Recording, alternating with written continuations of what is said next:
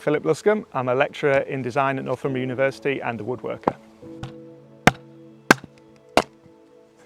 The idea for Wood of the Well started a few years ago when I made a visit to the Clayton Museum here at Chester's, and I was really inspired by all the stonework, in particular how there was a life and energy to it that seemed to come from some of the imperfections and how quickly it had been carved. And I came to see it as kind of like a folk art for this region, and yeah, it inspired me to think about how I could translate that into my own practice as a woodworker.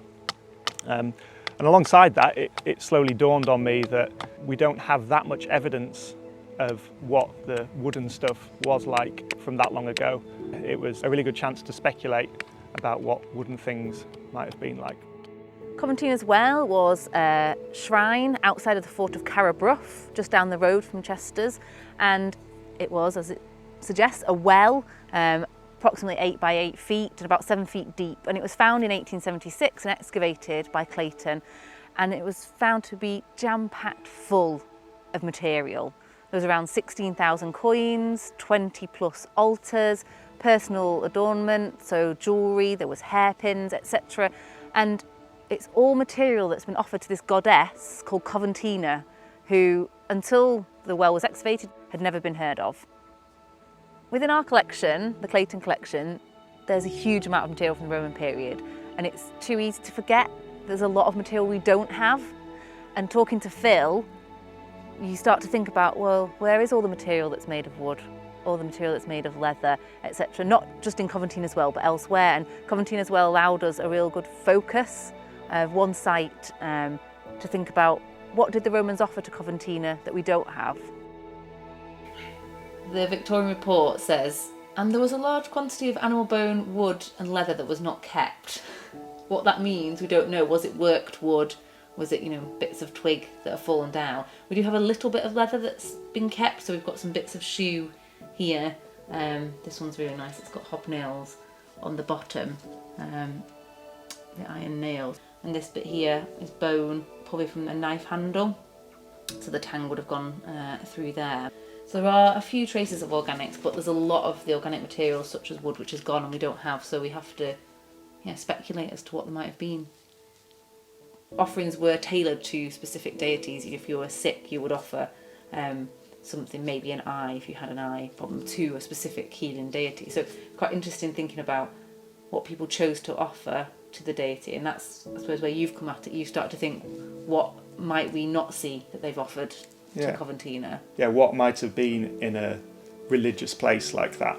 So, and also a watery religious place. So I've got things like bowls, this giant spoon, and then the pots, which were partly imagined as potential vessels for coin deposits, but who knows what the coins were put in, if anything, when they were put down the well. And I think it's safe to assume that Romans would have been working wood in what we call its green state. So green woodwork is working with wood that still has a high moisture content because it's only recently been felled, so all the moisture that would have been in the tree is still there. So the wood's basically a lot softer, so it's easier on your tools and it's much quicker to work. And then as it dries out, interesting things happen. So this face was actually flat when it was first hollowed out, but then over time, as you can see, it's like that. Yeah. So it takes on that curve because wood shrinks as it dries. One of the really good things about this project has been the freedom to explore green woodworking in a really contemporary way, even though I'm sticking to the limits of Roman technology. And the reason for that is that all the tools and techniques that I'm using already existed by then, presumably in quite sophisticated ways. So there's evidence for all the kinds of axes, knives, kind of drill type things that I'm using. It all has its equivalent back then. So it's been brilliant not to be limited by anything in that sense and just free to pursue the design of it, the aesthetics of it, and those processes of making stuff. One of the things I've been thinking about a lot during this project is, whilst I'm designing the things, I'm simultaneously designing the process that you use to make them. So something like this eye, for example, the pattern that you follow to make one is to put this slight ridge on one face of a bit of split wood, and then a flat on the back. And from that ridge you can take this, put this eye shape on with a chip carving knife, and then use that to guide finishing the external profiles. Cut it, do the same on that side, and then do some of the detail carving. And kind of, I feel like when you look at the stuff in the Clayton Museum, a lot of it will have been the result of following a pattern like that, and that really fascinates me. And I think it's how the aesthetics have come to have this real life and energy and vitality to them. It's people who are quite practiced at these patterns, doing it quite quickly and not worrying too much about the variability between the first one, the second one, the 40th one that they're doing. And especially when you see that en masse collectively, yeah, it's great.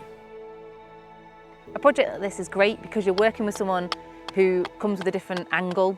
So Phil understands the material of wood and design and the artistry, and his conversations about how things were made makes you think about the pieces in your collection differently. And also having to explain things to someone who's a non-specialist or an archaeologist makes you look at your pieces differently again. So it's a really great collaboration.